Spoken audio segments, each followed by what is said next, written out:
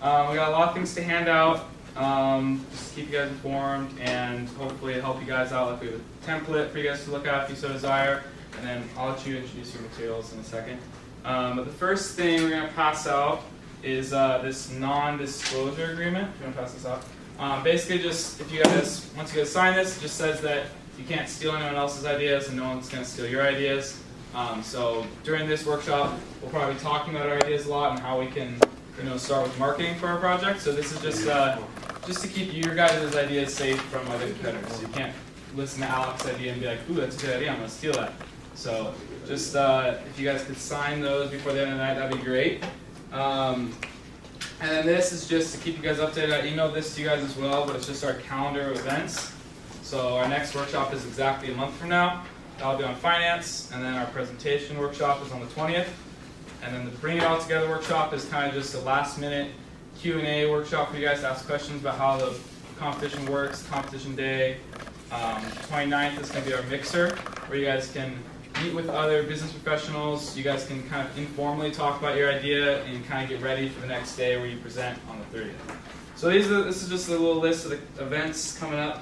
And then the outline, if you guys if you guys didn't bring that, or if you didn't get that in an email, feel free to take one of those. And then also a template.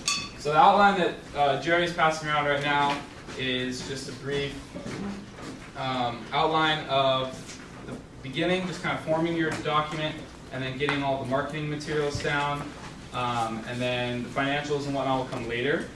And then lastly is the template. So if you guys want to take a look at a template, I'm just going to leave this up here for now, so you guys can come get this at the end if you want to look at it, just so it doesn't kind of distract from the night.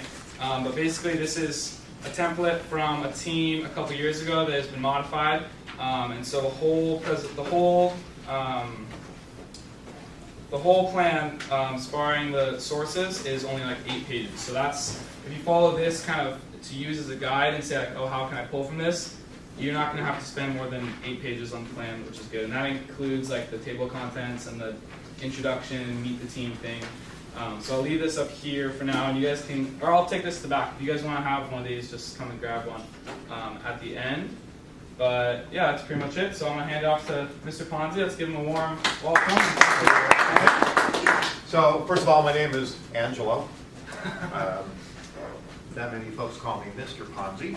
And yes, you've all been thinking, when you hear my name Ponzi, right? All raises red, you know about Mr. Made Up. However, has anybody actually researched the Ponzi scheme? So if you haven't, there's actually a guy named Charles Ponzi who invented it back in the 1900s. He was a crook, spent a lot of time in jail, not a relative. Matter of fact, one of my sons has a URL says, not that Ponzi, and the other one has the other Ponzi as his URL. However, the name, the Ponzi Group actually means something to me because, and I'll talk about this, it's actually a company I sold about 15 years ago. And I was on GoDaddy last fall and just buying URLs for one of my clients, and out of a whim I typed it in and it was available. So I bought it. And then I started thinking about it, and well, hey, that brought me buck last time, why not transfer? Of course, Madoff came in between all that, so they kind of messed things up, but it's okay. So let me, got plenty of these things. Just kind of pass these around if you don't mind. I'll let you guys pass them. These are a couple of tools that I'm going to talk about, plenty of them throughout the program today. Now, I appreciate y'all coming here. I'm told we have an hour. I am flexible, so if you don't get your questions answered you want to ask afterwards, I'm happy to do it. I'm going to throw a lot of information at you today. I tend to tell stories, but I want to make this your time. If you have burning questions and issues as we're going through this, feel free to interrupt me. All right? Is everybody in here as a marketing major or business major? Okay. So as you get on in life and you stand up on my side of the fence. Well, I was just going to say, not everyone necessarily has to be a business major. Probably a majority are, but okay. For the competition, you don't have to be a business major to compete. Okay. So yeah, that's just kind of I don't know exactly what your guys' majors are, but that's just kind of information for you. The point being, you have to get used to interruptions. So I took the outline that Josh gave me as far as your template. So I tried to craft from a marketing standpoint things that I think would be important to go in there for you to pay attention to.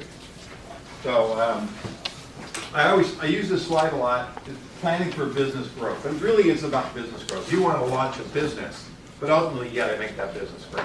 So I say the planning part of it's easy. What you're doing now is easy. After that, if you happen to get your money or get funded or whatever you move forward, that's when it gets really hard. Right? In making it happen, and that implementation is really the important part. Now, for me, I've got a couple kind of throwaway slides here, but I think they want to make a point. That developing a business plan is essential to your growth. You got to get you on the road, and it keeps you on the road. Planning is essential. I just gave presentations for the last month, 5 of them, to CEOs. And I did an assessment with them, and one of the questions was, how much time do you spend every month working on your business versus in your business? You guys know what the difference is? Right? The average time that these CEOs spent on their business, doing their planning and their business strategies, was 3 hours a month. That's nothing. So what they found, though, when we did the rest of the assessment, they had a lot of areas they were really not fulfilling because they really weren't paying attention to the business. Why? Because they were worrying about the next sale, they're worrying about the employee that just quit, and those kinds of things. And one of those matrices will talk about that and how people can get distracted and how you can be effective versus ineffective because you're, I call it chasing shiny pennies. The road also to growth is not very easy. I started my first business when I was 23 years old. It was in the film industry. It was called the Film Cannery, and I had this brilliant idea that I was going to bring Hollywood to Orange County. And my partners were 45 and 50 at the time, and they convinced me they really had it wired. Man, not so much. However, for the first 6 months, I was working about 7, 8 days a month, making more money than I'd ever seen, but the business went like this, and it went like that, all in 8 months. We had no real plan. We were flying by the seat of our pants. Why? Because I thought, hey, we just do it. Of course, the people are going to use us. We're great. We're wonderful. So that was my first real lesson. The money I spent during that 8 months was all I had, and probably the best investment I ever made from an educational standpoint because I learned. My next business came 7 years later. That lasted for 13 years, and that's the one I sold. When you launch your business, there is a lot of obstacles as you try to start to grow. You got competitive challenges, you got problems, you got crises, you got taxes, you got competition. All these things are going to have an influence. Can you guys see this screen, or do I need to turn the lights down? Right.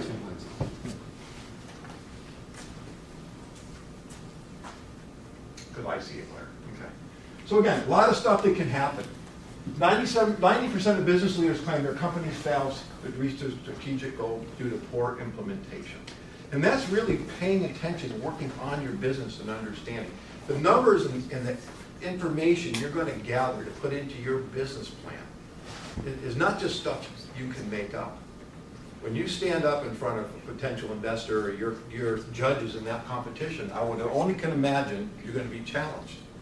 Where'd they come from? How'd you get them? How did you get there? How did you do your projections? I just finished for a 3-year strategic plan for a company that was 30 years old. They never had a plan, ever.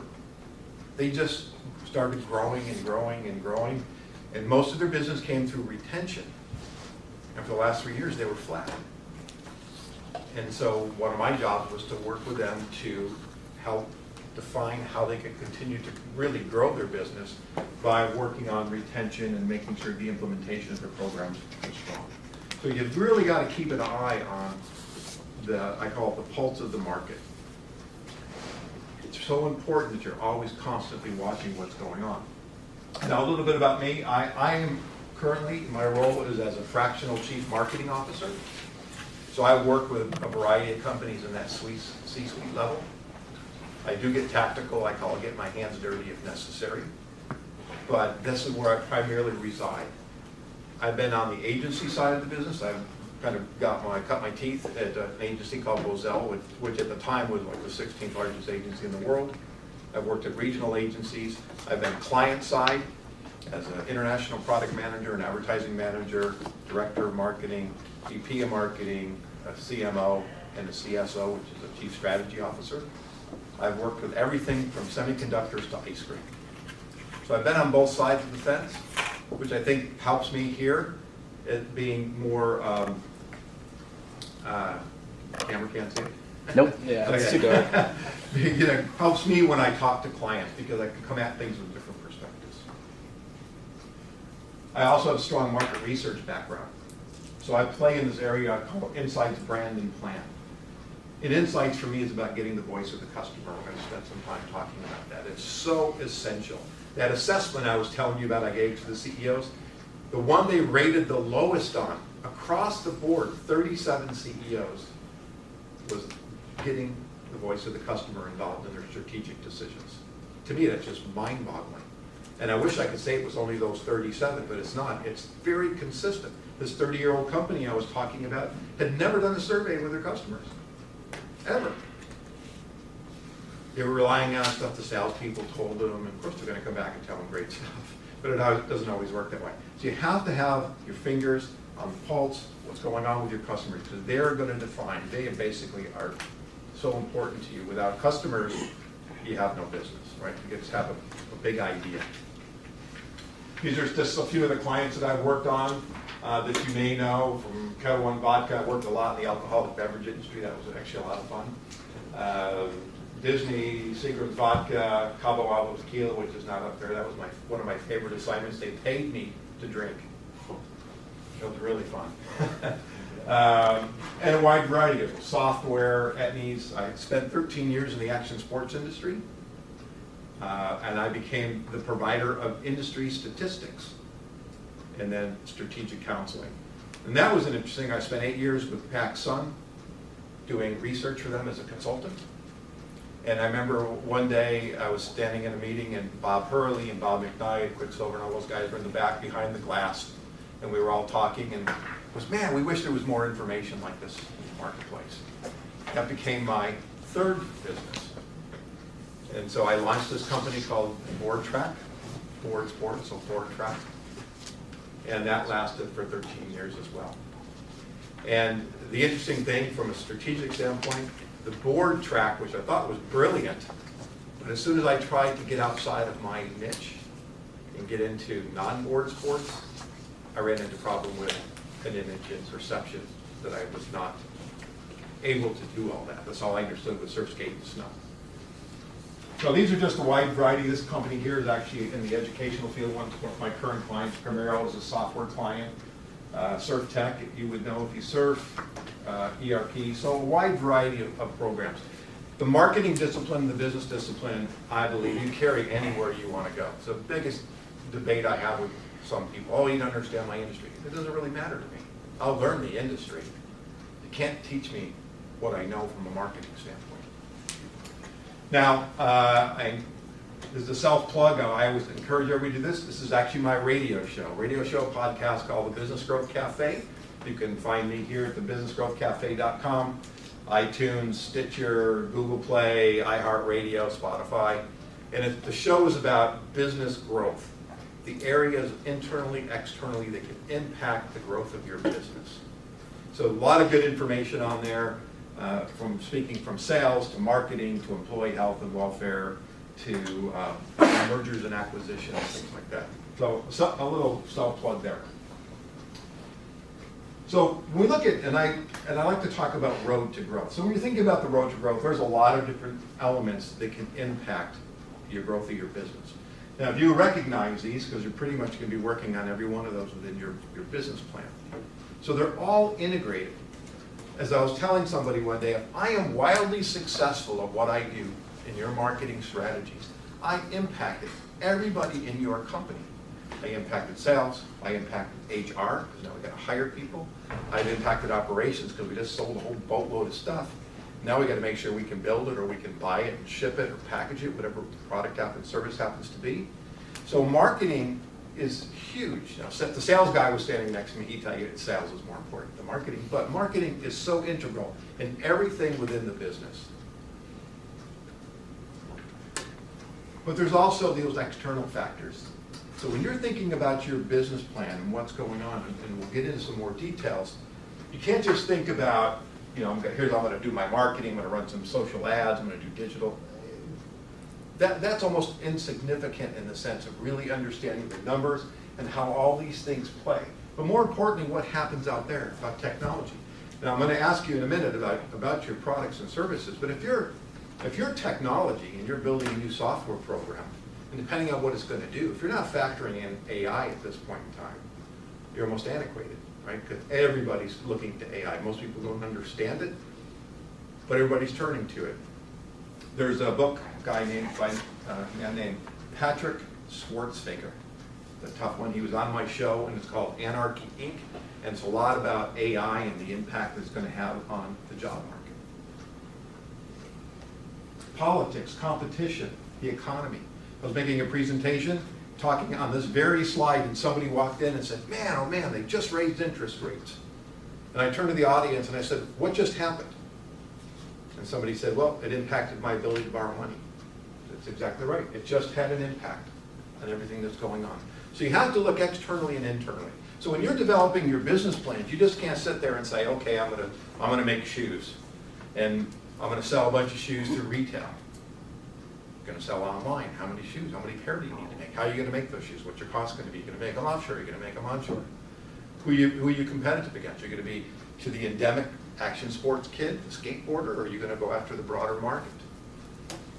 So those are all questions that you're going to be asking yourself when you think about how you're going to put your plan together and make your presentation so you have your stuff in mind. I'm sure everybody's watched Shark Tank, right? What do they say? Do you know your numbers? And it is so true. You can't sit there and guess. Again, this client I was working on, this salespeople would come in and they'd say, okay, here's what we're going to do. We're going to do 10 million this year. How? Well, you know, we just added 10% onto what we did. That's not an answer. Why don't you add 20% onto what you did? Let's dig down and really understand where those are coming from. How do you get that? So you sell through retention. What's your close rate? Well, it turned out to be their close rate was 30%. Well, if they wanted to do $10 million and their close rate was 30%, then they needed whatever, $30, $40 million in proposals in order to get, you know, their 10 million, whatever the number happens to be. So these all become important factors. Politics is crazy right now. If your plan and your product and service is to import something out of China, boom, you've got an issue. These are things you have to. What happened when PacSun? I'll tell you a story. I remember when crates of or truck, crates were sitting offshore because they couldn't come on because the Longman Shore in Long Beach went on strike. So all of a sudden there was no product in the store. They couldn't fulfill their obligations. So a lot of issues can happen very quickly, and you have to, again, keep an eye on that. I thought this was an interesting, and it says funding, and I didn't list all the other stuff, but basically 565,000 startups are launched each month. So we're not unique when you do it. And so when you think about whatever, and I'm going to talk about it a little bit. I was actually going to do really generic because I didn't know we could actually talk about that stuff, because I figured everybody in the room is in competition. But it's about how do you differentiate yourself from everybody else. And again, action sports, giving a presentation, and we're talking about differentiation, and some young lady says, well, I'm making, I forget what it was, shoes. And I have 17 different colors, and that's my differentiator. Wow, okay. Before I could even open my mouth, somebody over here says, I actually make shoes, and I've got 18 different colors. So she couldn't really own shoes. I mean, the colors of shoes, right? Unless you came up with some proprietary color. So again, what's your strong point of differentiation? That is another document that I handed out, and we'll show you how to go through that. So here's some stats on startup failures. I thought I'd be really cheery and bring that up. So a lot of stuff against your success. My first company out of the chute, boom, 8 months, clean out. It was brilliant, great name. But We had no real plan, and it wasn't even logical. We had really researched it, but we didn't. We went on blind faith. So there's a lot of different things that are going against you.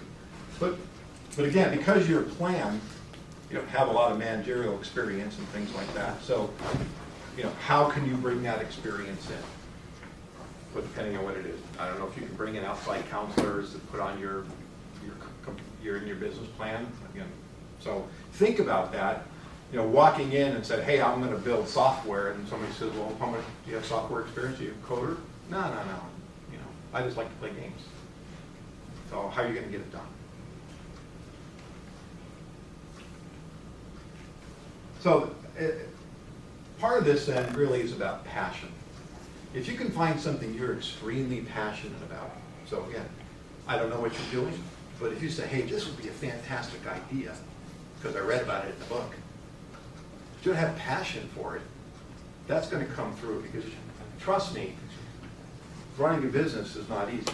One of my sons, when he was a junior in high school, said, his dad was in action sports, "I want to launch a t-shirt company." Great. How are you going to do it? "Well, you're going to do it." And I go, "No, I'm not going to do it. You're going to do it." So 3 of them, the dads got together, became the Bank of Dads, and we got them to write the business plan, put it together, and merchandise it. They did their own designs. They went and got the stuff printed, and they were out in the garage doing inventory, all the things that they had to do to run a business. It lasted about a year because they got sidetracked back to school, they were playing lacrosse, and I don't have time to do that. And so their commitment, their passion, wasn't really there. So again, what makes you really happy? If you're a musician and you love playing music, and you come up with the greatest new fuzz for your guitar, that's something you're passionate about. What I get passionate about, frankly, is being strategic and solving problems. When I really boil down what I do, whether it was action sports or ice cream or anything else, it's about solving a problem. That's what I get excited about and passionate about. So, some simple questions. Who are you selling to? What are you going to say to them? Where will you sell them? In the decision process or journey, will you communicate, and why should they buy from you? You've heard that, who, what, where, when, why. It's used in a lot of different ways. But this is just kind of a simple element to get you thinking, and we're going to go into some more detail. And like I said, I tend to talk a lot, and so I'll be careful. I won't try not to eat up too much time getting off on these tangents. But this is a good reference to go back. Who is my target audience? Why are they going to buy from me versus Josh? Got the same products. All right, so again, keep with that. What do you think? Oops, jumped ahead. So this is Mr. Cuban. And I've been using this video in some of these CEO presentations. And he's just got 5 points that he makes that I think are just really smart. So, What do you think, what tips can you give the audience, like, to be successful? Some of these kind of core. There's some real rules, right? First of all, you got to do it, right? Everybody's got ideas, but you've got to take that step. Like, you've thought about this show for a long time, right? But it's hard to take that step. In my case, I had to get fired in order to force myself to get there. Second, sales cures all, right? There's never been a company to exist that didn't have revenue. And so when you're getting started, the first thing to focus on is not raising money. That's the biggest mistake people make. 99.99% of businesses don't have to raise money, but you have to have customers. And so what I always suggest is whatever your service is, if you're mowing yards, if you're building widgets, whatever it is, go find customers. Because if you can find somebody who really likes what you're doing, they're going to want the product, they'll support you. The third thing is, you've got to realize that whatever you're doing, you're competing with somebody. What is it that gives you an advantage over your competition? And then the fourth thing is, what's your core competency? What are you good at? Whatever you're good at, try to be great at it. And if you're great at it, good things will happen. And then probably the fifth thing is, your customers own you. You don't own your business, your customers do. When your customers say jump, you don't just say how high, you ask for precisely the height, because they have to make the choice. And just everybody individually, the choices you make as a customer for different products and services, and use that as your guideline for what will be important to your customers. So some really smart words, and So this is what he said. You've got to take the step to do it. I can probably, we can spend an hour talking, tell you about all the people that have all these great ideas and never did anything with them. Right? Unless you take that step, it's never going to happen. Sales cures all. Absolutely. Question I ask people on my radio show, what keeps you up at night when you think about growing your business? And the most consistent answer is pipeline. It's sales. Because sales obviously generates revenue, allows you to fund your business and keep things going. You have competition. I don't care what you're making or selling, whatever your service is. There is a competitor out there, real or perceived. Working with a client right now, and we're constantly debating the founder. I don't have any competition. We gave him a 9-page competitive analysis today, and he says, well, they're not really my competitor. They are in the minds of everybody else in the marketplace. Maybe not you, but out there when people are making considerations about what they're going to buy, they're there. So competitive analysis becomes essential, and not just a one-time deal in your business plan. Surprisingly, like the voice of the customer, that's the other thing that gets overlooked consistently. And I have business cards up here for you. On my personal website, there's an ebook, and it's on establishing a competitive intelligence program. Feel free to go grab that. Your core competence. This is really great. I mean, that's about that passion. What are you good at? And if you're good at it, and you enjoy it, you have a better shot of being successful. Because ultimately, we want to be successful and happy in what we do, not successful and miserable. You know that from the day you graduate to the day you retire, I don't know when the study was done, you'll work 80,000 hours. Right now, the statistics that 85% of American workers are unhappy or disengaged in their job. Right? They're just going through the motions. They're not passionate. And now, because of the low unemployment rate, people are leaving their jobs constantly, which is costing employers a lot of money. Right? So be passionate about what you're doing. Just don't pick an idea out of thin air. Be passionate about what you're doing, because ultimately that could end up being your business. And to point, customers own your business, absolutely. Without them, point number 2, right? Sales cures all. You have to have customers. You've got to keep them happy. And the other thing is about what is the value that you bring your customer. It's not just price. Price might have been a factor, but ultimately there was a value there, unless you're a true commodity. But there's value. There's so many times once you get the client, people forget about that service aspect of it, and then they lose them because of that. So what is your business? I'm just curious. B2B, B2C, how many people are doing a B2B project? Client. 1? Everybody else B2C? Do you want to explain what the difference is between Well, B2B business to and B2C? business versus business to consumer.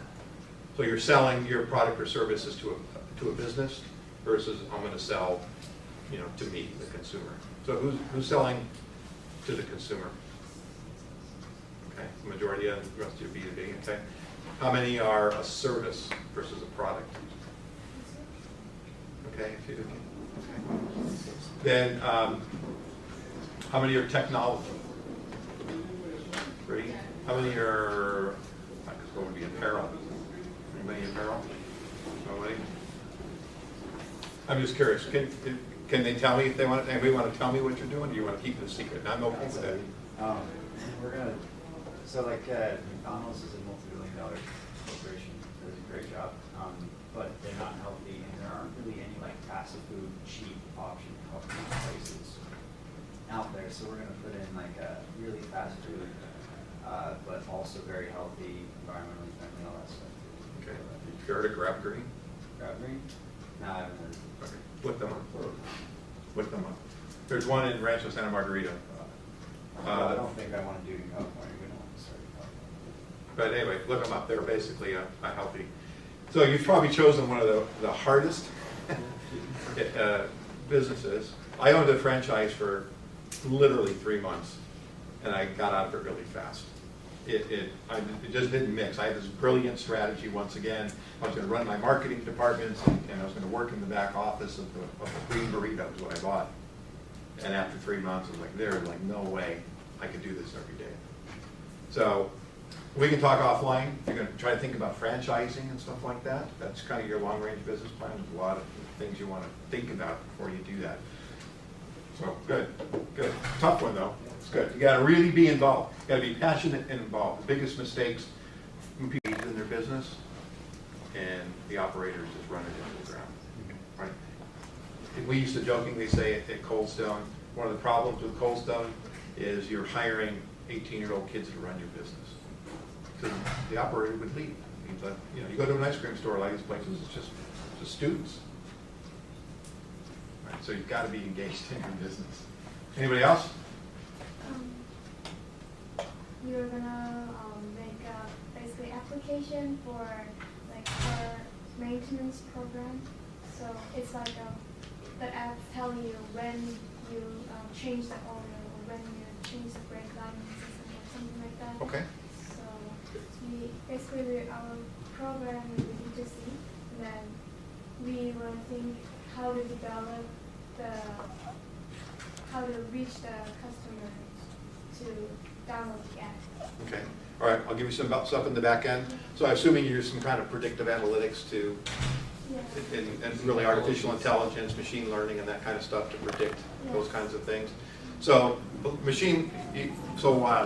through an association of mine, one of the things we were working on was with Edison, for example. And we were trying to predict when the big transformers, for example, were going to die, so the whole city wouldn't go dark. And so there's that kind of predicting. So there's a lot of stuff going on, and I think you can even get access to like Watson and a few of those others relatively inexpensive to help you. But that's kind of really a predictive model that you need to develop like that. You? I just have a question. Sure. Is apparel one of those ones that a lot of people pick at the beginning, and as a result, there's a lot of competition? There is a lot of competition, but so part of it is thinking about how are you different. Like with my son, they picked skateboarding, and he ended up picking a name that had some negative connotations, but we all kind of let it ride to see where it went because he changed some letters and stuff. But part of it was, I think they could have actually done something with it, but they just weren't passionate enough. So partly, if you're going to go into a women's line or whether it's action sports or just apparel in general, those kinds of things, again, you have to get out and talk to the customers, potential customers, about what would resonate, not resonate. One of the things I used to do in that marketplace is I travel around the country and do focus groups. And so we were always showing clothes or showing shoes, getting opinions before we even developed them. Because this, the kids were saying, well, I don't like the tongue on that sneaker, it's too fat or whatever it happens to be. We're dealing like with that needs, for example. Well, that would be stupid for them to make, a big fat tongue on their skateboards because their shoes weren't going to go anywhere. So that's one of those industries that's very cool, very competitive. Margins are small, but it's a really fun. I was in it for 13 years, so that was a lot of fun. I loved it. Anybody else want to talk? No? All right. This is your time. I'm just up here talking. Ask me questions. Well, I guess my idea is doing like a Uber service for like laundry. So from your app, you can, if you're too busy doing homework or you have tests going on or you have work going on, you can have someone come to your location and come do your laundry for you. All these different settings for if you need it perm pressed, more fabrics, all those different kinds of like almost a concierge service. Exactly. Yeah. And, Right. I like that. I would have used that when I was in school. Absolutely. So, so from your standpoint, you got a concept. And so when we talk about voice of the customer, when you do your business plan, if you can bring in some of those, do some videos, whatever it happens to be. But I talk to potential customers. Here's what they say about it. There was are you familiar with applied innovation over at UCI? Like they have like what do you call it, an incubator program over there. So I'm what they call an EIR over at UCI. It's an expert in resident. So I get called in on occasion depending on what's going on. So I got called into this group, and they came up with a subscription model basically to rent shoes. And so you order your shoes, you get your pair of shoes, you wear them however long as you wanted, and then you would return them, and then they would donate it to charity. Great. But their due diligence was nothing but their friends and family. And everybody said it was wonderful.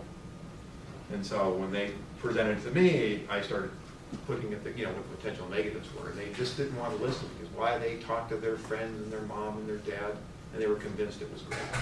So, if you do it, don't just talk to your friends, talk to people you don't know, because then you're gonna get real answers.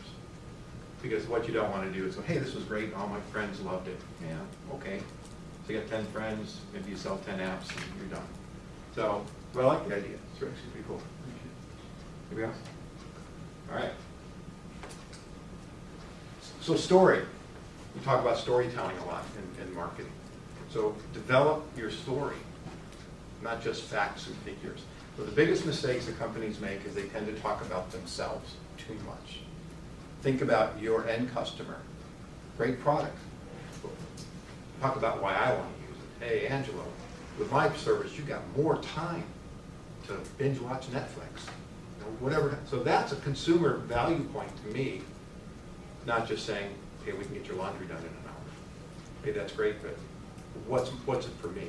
So really think about that when you're putting your story in your 90-second elevator pitch, or your story, whatever, I call it 90-second elevator pitches, right? I always say you have a 10-story building and you're on floor 1 and you're going up. How are you going to tell somebody about what you do without boring them to death? I was talking to a software company a few months ago, and I said to them, well, what's your elevator pitch? Do you have one? They said, well, it's kind of loose. I said, well, is it a 10-story ride or is it the Empire State Building? And they said, the Empire State Building. They said, we get off and we start talking about the technology and this. And they bore people to death. They bored me at the lunch table. So think about that story. What's going to evoke emotion? If you can grab somebody with emotion, then you captured them. And it becomes harder for a competitor to take them away. If it's all about, hey, I got this great app and it's $19.99, well, I got a great app and it's $19.99, but I'm going to tell you value points. And I love it, and it's fantastic, and I see the value. Well, now he comes in with the same similar app. Well, so why am I going to go to him now? I'm really happy with you. Right? So it's about that emotion. If you can make that emotional connection, it's really strong. So a brand is no longer what we tell customer it is, it's what the customers tell each other it is. Right? There's an old, way before your time, commercials, the shampoo commercials. You tell a friend, they'll tell 2 friends, they'll tell 2 friends, they'll 2 friends. Right? So with technology, if people are happy, they'll tell you. But when they're unhappy, they'll tell everybody. So you have to watch this. You have to make sure that, again, what are the value? If you're promising somebody something, working with a company, and they said, well, here's our customer service. If you have a problem, send us an email.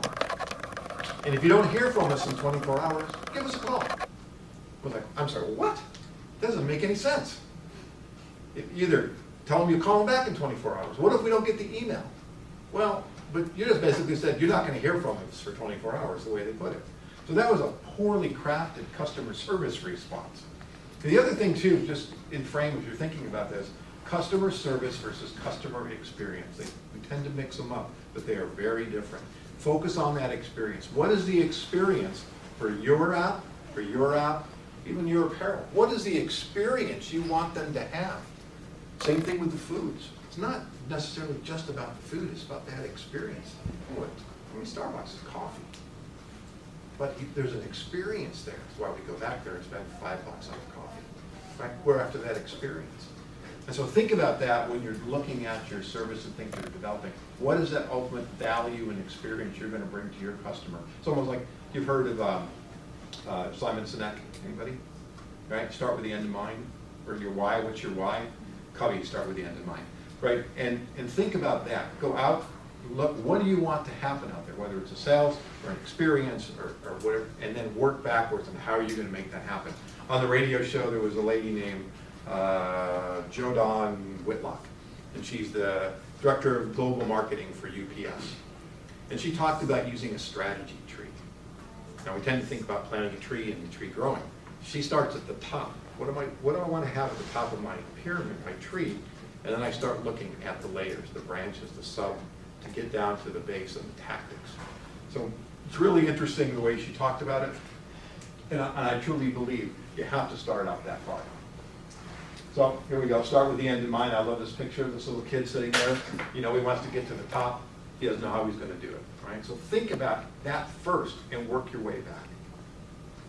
So you have this in front of you, and this isn't a kind of a marketing thing, this is a personal thing. So many people, this is Covey. When you look at these 4 quadrants, is where are you spending your time? So whether you're schoolwork or personal or on your business. There's so many things that are very important and they're urgent and they're distractions, right? There's a crisis going on. There's an emergency meeting, your COO just said, hey, I got to meet with you now. Well, you work on your plan, but now you got to break away. So in life, we try to get everybody over here into the quadrant 2 to spend time. That's your working on your business part. That's where you're going to be more effective. Like there's a lot of distractions. I turn to I call it chasing the shiny penny. I watch my email pop up on my screen and my eyes just automatically go right to it. And now after a while, I just lose my concentration. So now I turn my email off, set my phone for 30 minutes, and whatever I'm working on is 30 minutes straight, and then I allow myself to look. So that keeps me out of being here, and it keeps me out of hopefully running for the necessity part because somebody's knocking on my door and needs something. So again, how can you stay here and be effective, not only in your business planning, but also in life? So we start with the end then. What is the size of the market? You have to understand how big your market is so you understand how much of the slice of it you're going to get. So again, looking at, I'll pick apparel. Well, apparel's huge. So is it girls' leisure clothes? Is it boots? Is it shoes? Is it hats? Is it gloves? So whatever that happens to be, you're in apps. Apps that are called the delivery mechanism. You've got a concept. Are there any other concepts out there that are doing something very similar? Besides your app, you also need people. Right? You need people to go pick up the clothes, right? So like a hub grub or whatever that's got a grub hub. So you need bodies to go get that stuff. And you need people that understand how to wash clothes. So there's a training aspect that goes along with your thing. You just can't say, I'll pick up your stuff. You mix the colors and the whites, and now you got a mess, and you got a lawsuit going on. So those are things you have to think through your business, is how are you going to do that? How are you going to recruit the people to do this job? How are you going to train the people? How are you going to retain the people? So those are just questions I would ask you in your business plan that you need to be ready to answer. So same thing, if you've got, I'll call it an existing market. So again, apparel's existing. There's probably stuff out there that I would call probably competitive. There's a guy in San Diego trying to do exactly what you're doing, but he's not approaching it correctly. He spent all his time, when he came to me, he said, I've been spending all my time trying to get people to sign up for the app. And my point was, you only have one provider. How are people going to go get their car serviced based on his app when you don't have any providers? You should start with your providers first, build that base, and then it's easier to go get customers. As soon as you get me to sign up as an individual, and I say, where do I go? Then you lost all credibility. Can't deliver on the promise. And the brand promise is really important when you set that to make sure you deliver on it. So, or are you creating a brand new market? Something that doesn't exist. You're going to go into healthy foods. There's some healthy food competitors, but every restaurant, you're competing for share of wallet, right? The share of my dollars. Where am I choosing to spend? And there have been studies on how people rationalize. Okay, let's see. What do I want to do? I want to have Mexican food. Okay, where am I going to go for Mexican? What am I interested in? Oh yeah, well let's go to Taco Bell, the Del Taco. Do I want to go to a sit down? So there's a mental process that people go through in picking a restaurant. But because of the health aspect, you've got a niche of a customer that the meat-eating hamburger guy that goes out for burgers every day, you're probably never going to get him in your store. So you're going to have to define how big your market is. So if this is the restaurant market, or food market, restaurant market, and this is healthy food, then who's playing in that healthy food? And then where's your niche? And then how are you going to get new customers in? How are you going to steal customers from somebody else? And then ultimately, what's your revenue goal and how are you going to get there? So you can't get a revenue goal if you don't know how big the market is. And then where are you playing? If you're creating a category, that's another big challenge. Now you're into educating people. Are you taking on the educational role? You always talk about first to market. I want to be first to market. Well, first to market's great, but you also carry the burden of educating everybody. And so if that's your role in educating people on healthy foods, I'll just use a broad category, then that burden has to show up in your plan.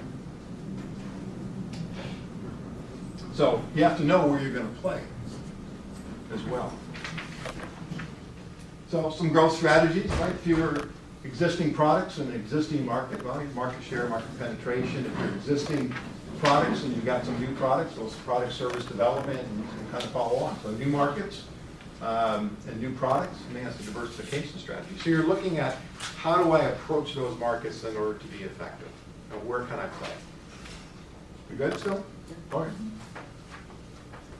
So these are kind of the pieces when I think about marketing. Competition, your brand, target audience, sales and distribution, other. And I'm not going to talk about other today, and I'll probably end up even streamlining some of these because, like I say, I'm talking a lot.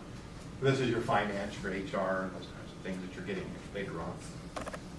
So when we think about the competition, again, some of these things I've been saying. Revenues, market share, sales and distribution strategies. What's their brand position? What's their perceptions in the marketplace? You know, I think it's called Grab a Green. It's kind of brand new. The area developer is the same guy that does Cold Stone. That's the only reason I heard about it, and then I saw it, and he told me that he did that. So pricing, product service offerings. What's the pain? What pain are you solving for the client, for your customer? You know, your brand messaging and your feature product matrix. So these are just some of the basics that you need to put together to really have an understanding on how you can position your product. If you don't know what they're doing, then anything you do could just be repetitive. Worked on a retirement home. And one of the things we did, they had, I think it was like 15 different competitors, and we analyzed their websites, and we looked for messaging. And one of the things that came out is the messaging across almost all of them was identical. They used the same words, they used the same phrases. And so if you closed your eyes and took their logos off their pages, and somebody read it to you, you'd actually have no idea what the brand was. And so how could we look at that information and do it differently? Conclusion was, since everybody was using the same words and phrases, they were important. I call it the ante, right? Play cards. It's the ante. You have to have those words. The question was, how could we reposition those words and create a position and a phrase that separated us from somebody else? If we hadn't done that homework, we wouldn't have known or how to create the brand strategies and the messaging. Same thing. If they're solving a problem or a pain point with your customer, you need to know what that pain point is and can you do it better? Or maybe more importantly, maybe they're not solving that pain point and you have an opportunity. So this is a quick matrix, a lot of stuff, but this is actually a matrix we did for a software company. And so what we were trying to get at is all the different pieces of information that we could glean from websites. There's so much content out there that when I talk about market research, you don't have to, like, well, people that have money, I say you don't have to go spend a lot of money to do market research. There's so much from the content, from the annual reports, from their press releases, that you can gather articles, industry articles, associations, gather that information and make sure you're utilizing that in painting the picture of the market and your competition. Do not go into your presentations with your plans and say, I don't have any competition, because again, you might not think you do, but somebody is competing against you somehow, some way. So, and this went on for like 4 pages. So a lot of detail. Now, I'm not suggesting you stick this in your business plan, but that could be one of your appendix, and you're pulling some of this key information out to paint the picture that I've done my due diligence, that I understand my competition. And that's why I can say all the other things I'm going to say in my business plan. Sorry for all the doodles. New technology on plan. So, talking about your target audience, we talked about pain points. There's decision criteria. How are they making decisions? You know, when we talk about food, there's a process. What do I want to eat today? What do I feel like? Once I pick a category, then I start to make decisions on the restaurant. Knowing that process, right, that decision process that they're making, and how can I be in front of them from the lunchtime, you know, what are your hours, the other side? You know, restaurants cycle. A lot of fast food restaurants live on lunch, they don't live on dinner. A lot of fast casuals live on dinner, or casual restaurants are living on dinner, not on lunches. where your location is going to be. They're going to be sitting in an office area, then it's lunch, because everybody's going to go home at night and you'll have no actual traffic. Right, so all those things, you know, with the restaurant business, they say location, location, location, and it's absolutely true. You have to be in a situation where you can hopefully capture lunch and dinner, so you're just not living off this particular day part. And then why would they come in for dinner? Changing your menu up or giving them something different? You know, and I haven't been in the grab it and go, whatever it's called. It's interesting, but you know, why I actually eat healthy just haven't quite got there yet. But I don't think I'd go back for dinner or only lunch. We looked at it wasn't a cheap option. I don't think it was cheap. We were looking more for like really cheap, like McDonald's, like $1 menu kind of stuff. Okay.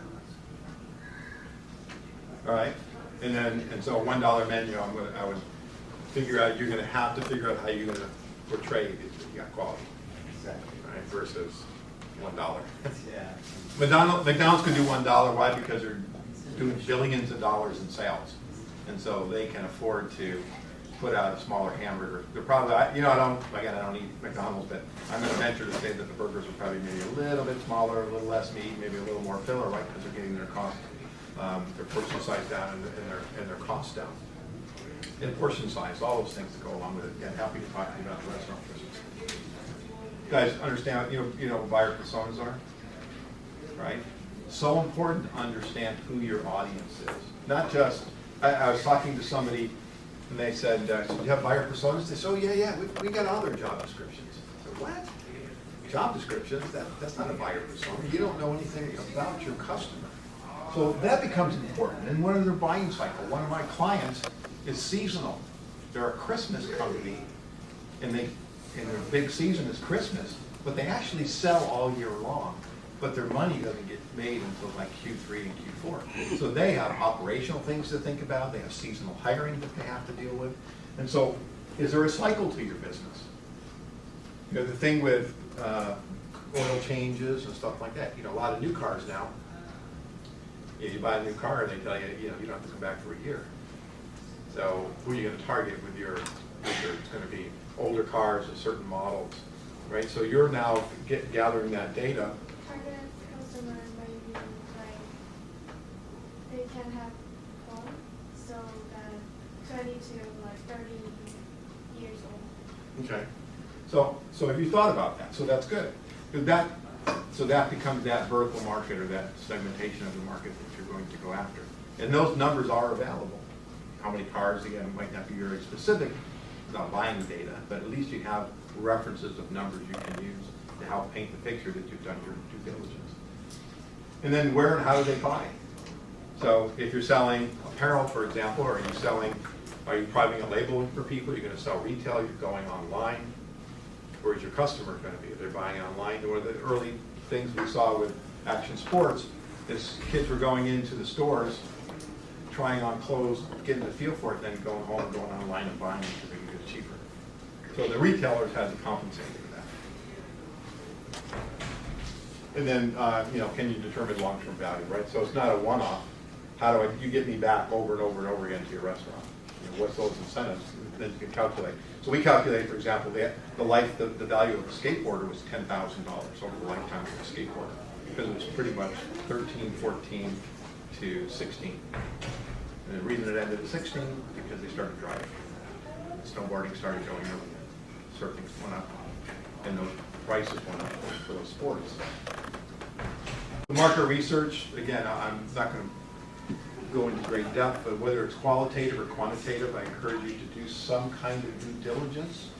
It doesn't have to be expensive. You can, for you do a little quantitative study, you could do a Survey Monkey, they don't really charge, and put together a little questionnaire. And again, get out into the marketplace and try to get opinions outside of your friends and family.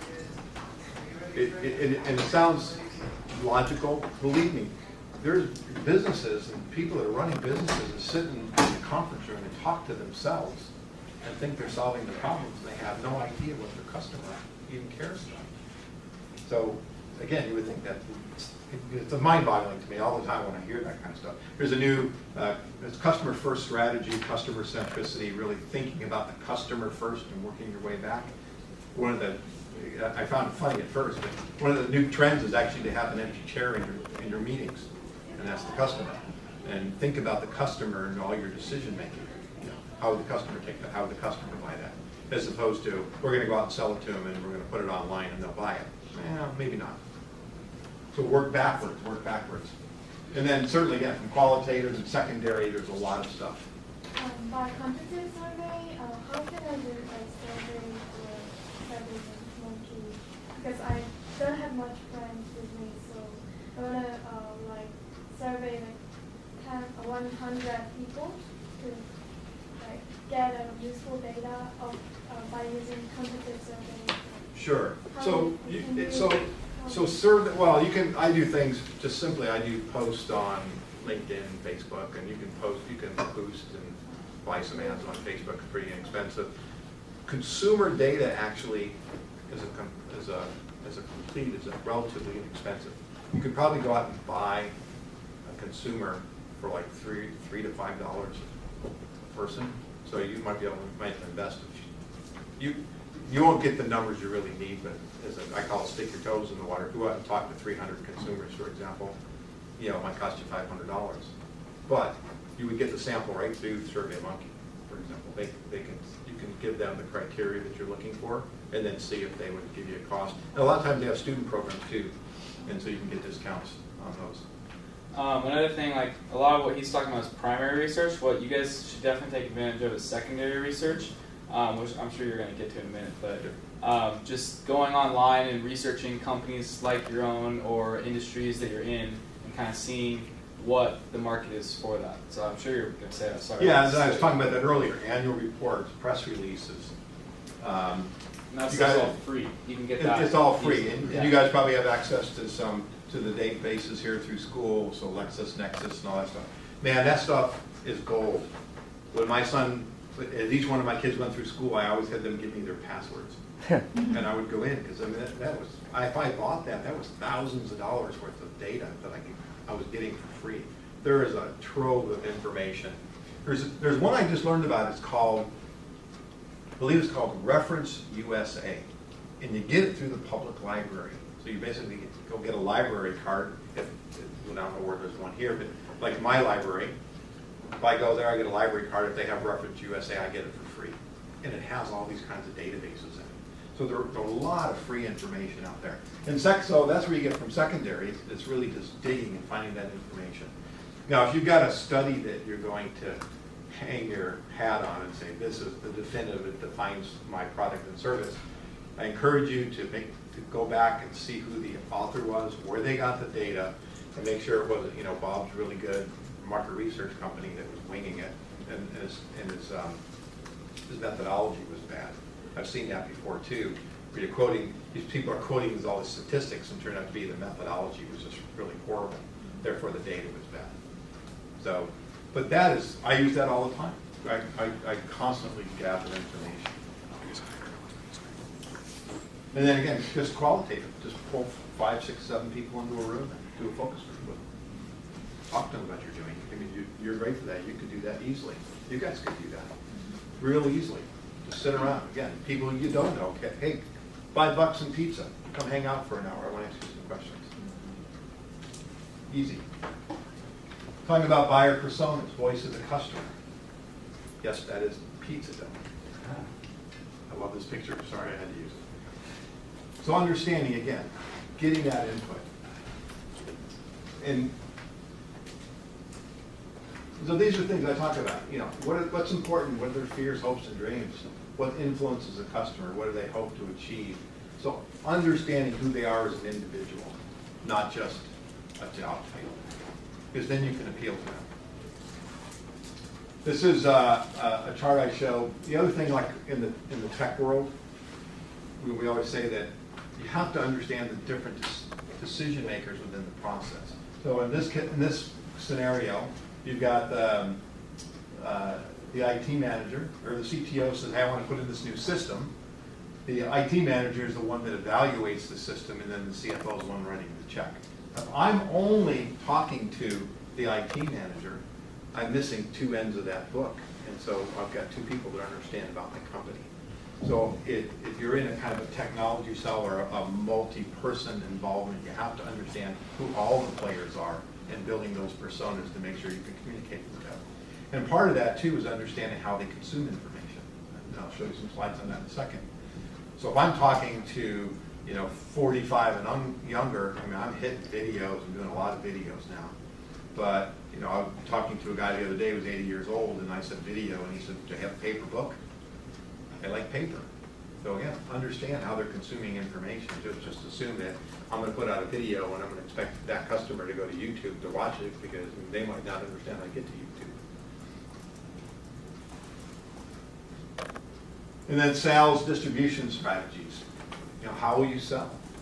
Whether you're going to go direct, whether you're going to hire a rep force. In the apparel industry, they use sales reps all the time, independent sales reps to sell for them. Going to go retail, going to e-commerce. We talked about franchising. Inside sales team, outside sales team, company sales reps, partners, and distributors. So these are all strategies that you need to look at and how you're going to move your product. If you're an app, you're hitting iTunes and those kinds of places. But you still have to market that. So I worked in the mobile app market for about a year and a half.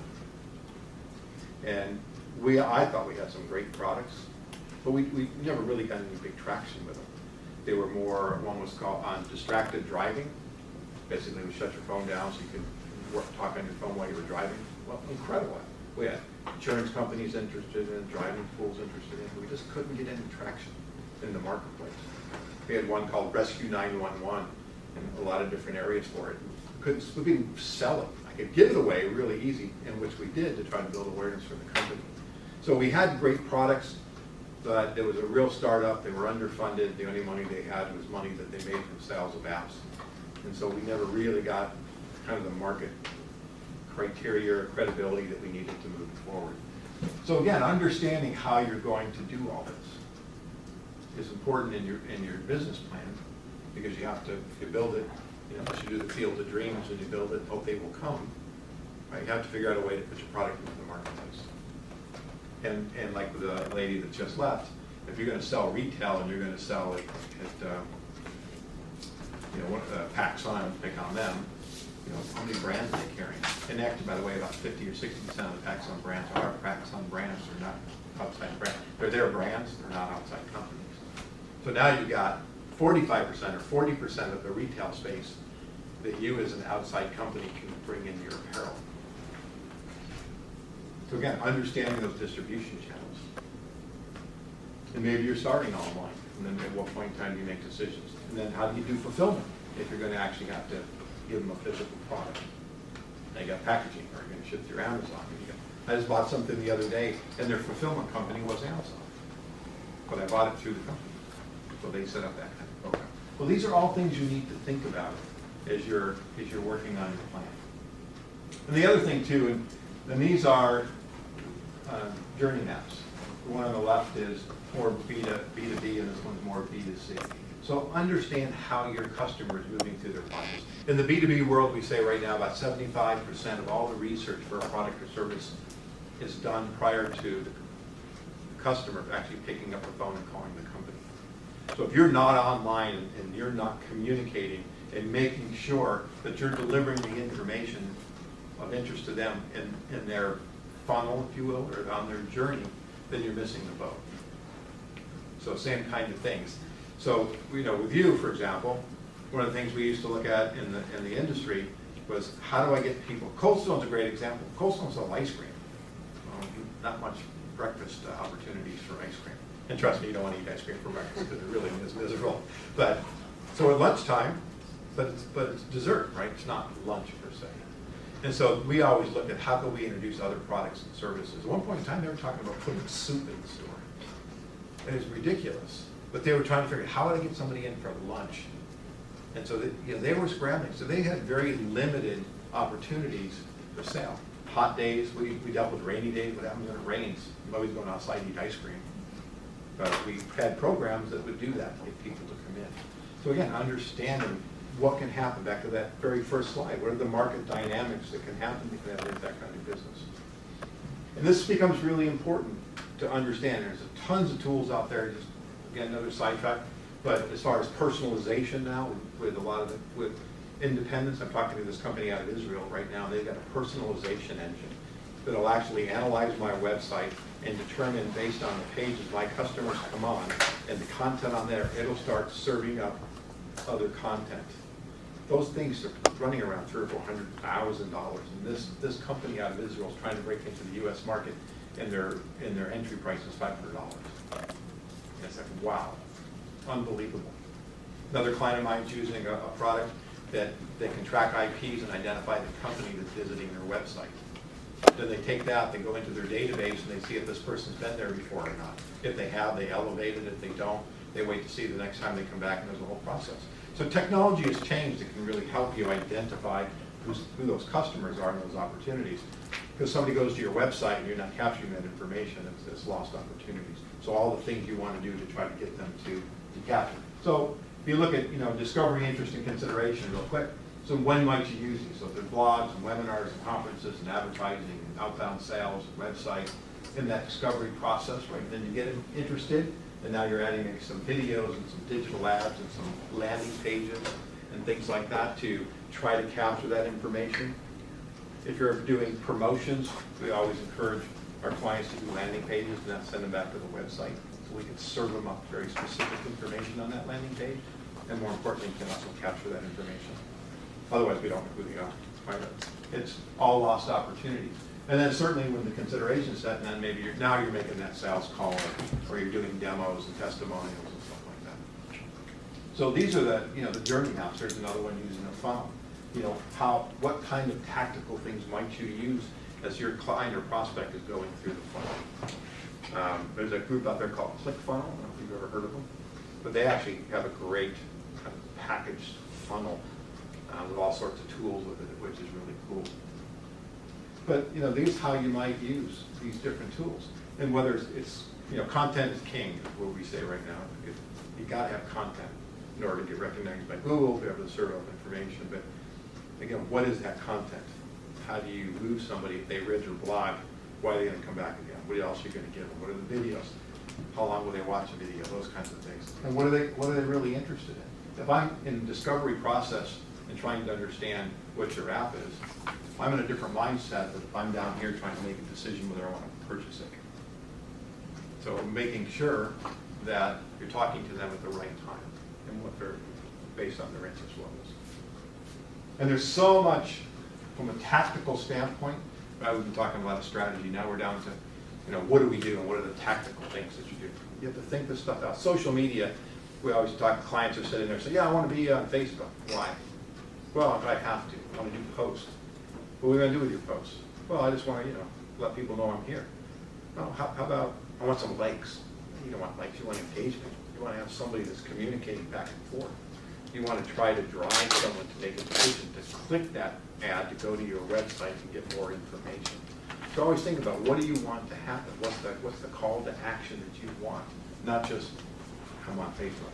Come on, I have people on Facebook all the time, and I'll look at what's happening on there, and virtually no engagement. I worked for Purina a few years ago as a client, and it was a social media project, and it was about engagement. And so we analyzed their feeds. Probably 70% of the posts for Purina was Purina. And then we have, consumers. But there was no physical engagement. They were just, I saw it, I liked it, and just kept moving. Nobody actually commented, nobody talked about, hey, this was great, I'm glad I saw this, and hey, thanks, Mary, for doing that kind of stuff, right? So you want engagement if you're going to use social media. You want to give them something else, have them click. Everything we do now, if we use a visual, and when they click on that, they go someplace else to get more information. So now I've got them captured. Now they're on this landing page that's delivering them whatever it happens to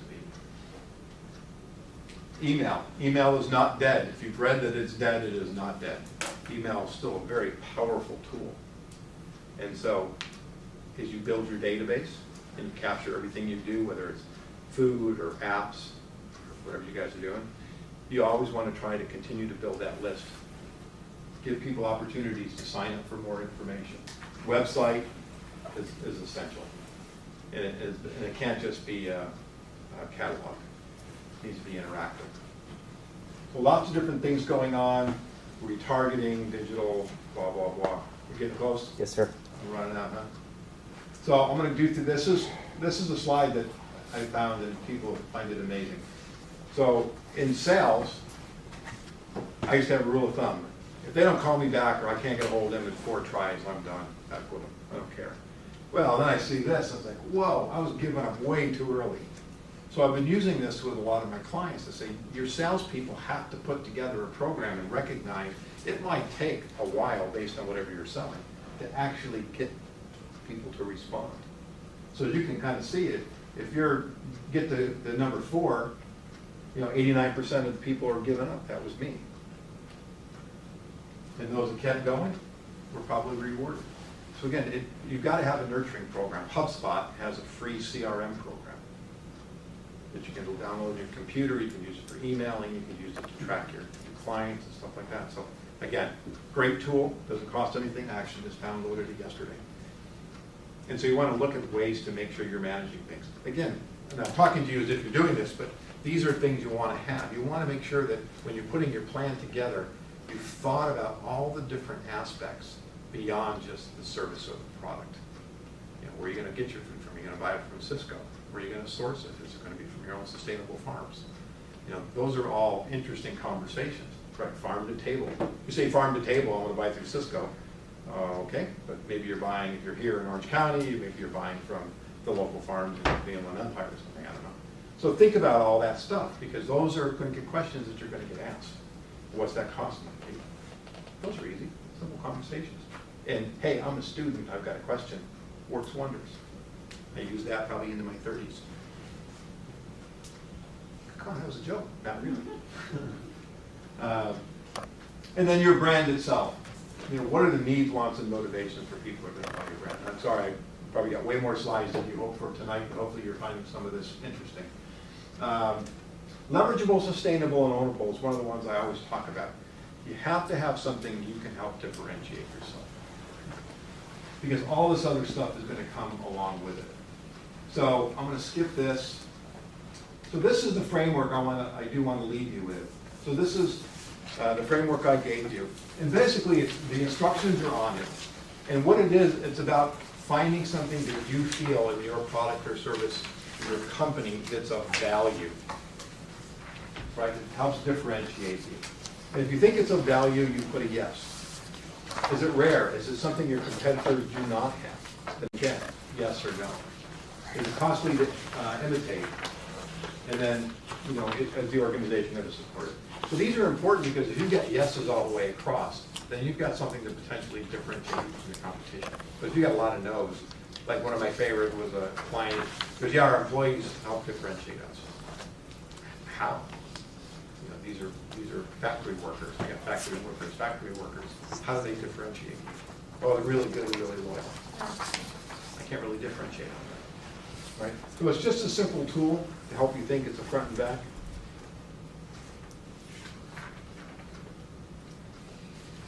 And then if you want to grab a picture of this slide, I didn't actually give you this one. This kind of tells you how to read that chart once you figure it out.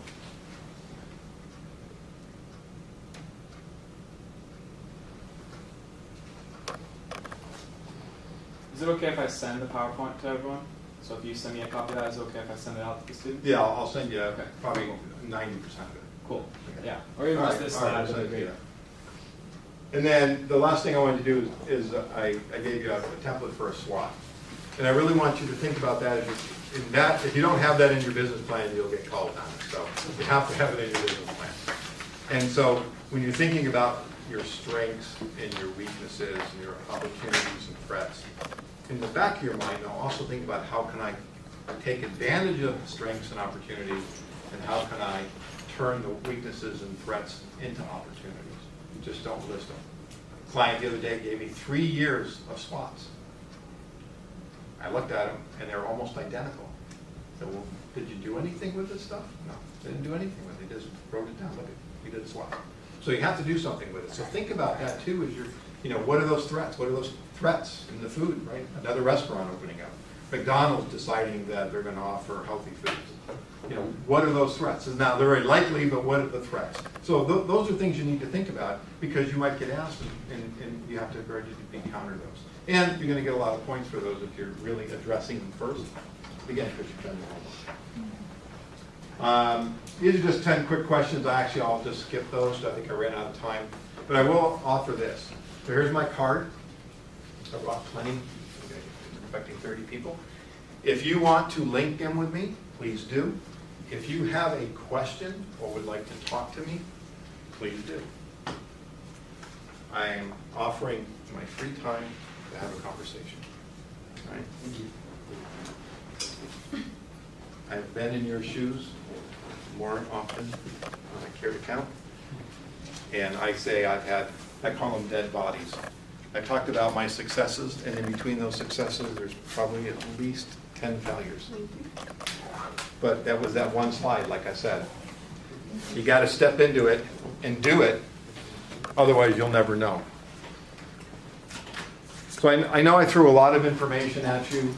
It's, we could probably have spent 3 days or 4 days just getting into a lot of detail. That's what I'm saying. That's why I'm offering. You have questions as you're going through your business plan about whether this makes sense or doesn't make sense. I am truly offering that. All you have to do is send me an email or LinkedIn, or touch base through LinkedIn. And I encourage you to, for LinkedIn, I have 5,700 connections. So you connect with me, if you know LinkedIn, you just got access to 5,700 people. So that's a free win for all of you guys if you want to take advantage of it. And I also encourage you to download the podcast. There's a lot of, not because it's mine, but there's a lot of great stuff in there. Is this your business, the Ponzi Group? Yes. Cool, thank you, Angelo.